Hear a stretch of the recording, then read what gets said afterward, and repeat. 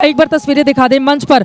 अब धीरे धीरे करके आपको बताते चले, इसके पहले अक्षत चढ़ाया गया, फूल अर्पित किया गया और अब ऐसा लग रहा है उनके पार्थिव शरीर को अब चिता पर लेकर आया जाएगा। और मैं देख पा रही हूँ जो सफ़ेद कपड़ा उनके ऊपर रखा गया, उनके पार्थिव शरीर को जिससे लपेटा किया है वो उनके शरीर से नीचे से ऊपर किया जा रहा है और उसको लेकर अब आगे की ओर बढ़ते हुए लोग यहाँ पर आ रहे हैं, यानी कि जहाँ पर चिता सजाई गई है वहां पर लेकर आएंगे। ये पूरा का पूरा कर्मकांड इस वक्त आप देख रहे हैं। मंच पर तमाम उन लोगों की मौजूदगी है जिनके साथ मौजूदा राजनीति को लेकर वो आगे बढ़ रहे थे। महाराष्ट्र में कैसे हम एक नई लकीर खींचे, महाराष्ट्र को कैसे और आगे लेकर जाएं, दुनिया के तमाम दूसरे जो बड़े बड़े मुल्क हैं उनकी राजधानी के मुकाबले महाराष्ट्र जो मुंबई जो आर्थिक राजधानी रही उसको कैसे आगे लेकर जाएं, लगातार यही सपना वो बुलंद करते रहे। और तस्वीरों में हम देख पा रहे हैं यहाँ पर कार्यकर्ता जिनको तस्वीरें नज़र नहीं आ रही हैं वो थोड़ी नाराज़गी भी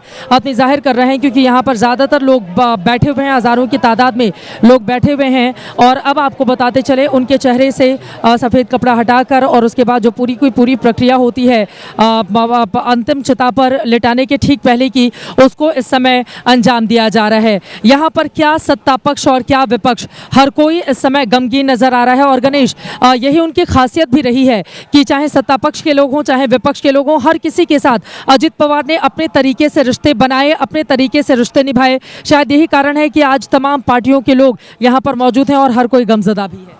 बिल्कुल चित्रा, देखिए अजीत पवार एक ऐसे शख्स है जिन्होंने 4 मुख्यमंत्रियों के सरकार में वो रहे और वो भी अलग अलग विचारधारा की सरकार या अलग अलग विचारधारा के मुख्यमंत्री थे।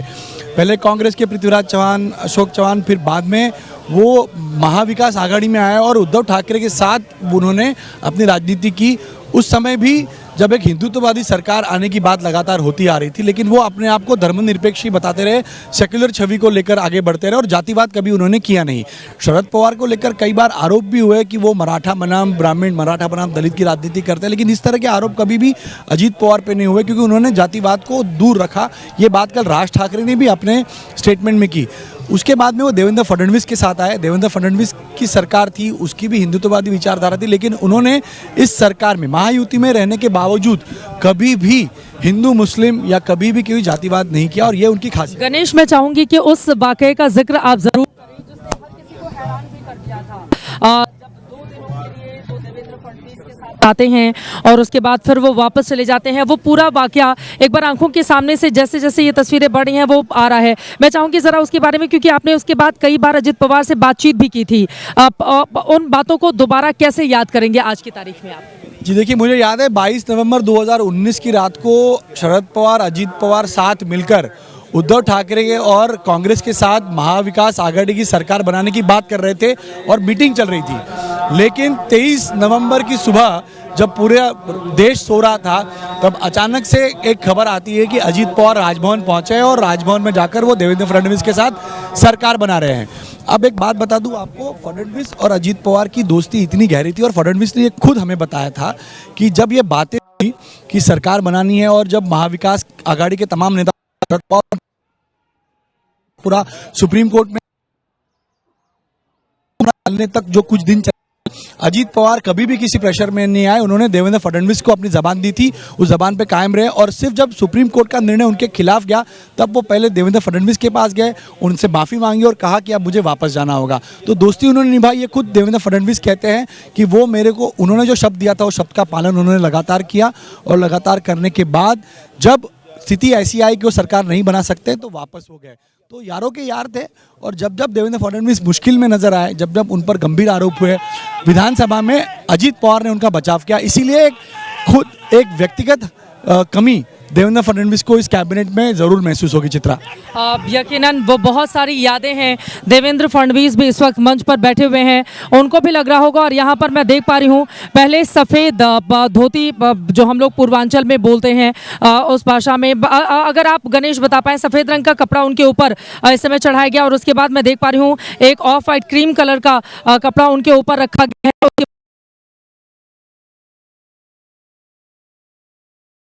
है। अजित पवार के अंतिम संस्कार की प्रक्रिया चल रही है और यहाँ पर विधि विधान के साथ उनके अंतिम संस्कार की तैयारी हो रही है। दोनों बेटे वहां मौजूद हैं और हजारों लोगों की भीड़, अपार जनसमूह यहां देखने को मिल रहा है। बारामती की ये तस्वीरें, अपने प्रिय नेता को विदाई देने के लिए बारामती की जनता बड़े पैमाने पर पहुंची है और बारामती के साथ अलग हिस्सों से भी लोग पहुंचे हैं। तस्वीरें जहां तक नजर जाती है सिर्फ और सिर्फ जनसमूह नजर आता है। बड़े नेता मंच पर बैठे हैं, लेकिन हजारों की संख्या में समर्थक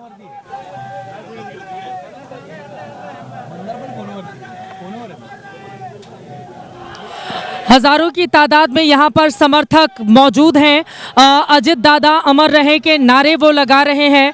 वो बता रहे हैं कि जब तक सूरज चांद रहेगा अजित दादा तेरा नाम रहेगा, इस तरह के नारे यहाँ पर लग रहे हैं। और आपको बताते चले कि पूरी जो प्रक्रिया होती है अंतिम संस्कार की, अब उनके ऊपर फिर से सफ़ेद कपड़ा रखा गया, उसके बाद एक ऑफ वाइट कपड़ा रखा गया, फिर फूलों का मैं देख पा रही हूँ फूलों का वो हार उनके ऊपर चढ़ाया जा रहा है। कई बार जीत का हार पहना अजित पवार ने, लेकिन इस बार ये जो फूलों का हार उनके गले में डाला जा रहा है, यकीनन अपने आप में बेहद दुखद और दुर्भाग्यपूर्ण ये तस्वीरें, क्योंकि अभी राजनीति में, अभी महाराष्ट्र में एक बहुत लंबी पारी अजित पवार के लिए बाकी थी। अभी एक लंबी सियासत बाकी थी, अभी लोगों की बहुत ज़्यादा सेवा करना बाकी था, लेकिन वो अजित दादा अब इन लोगों के बीच नहीं रहे।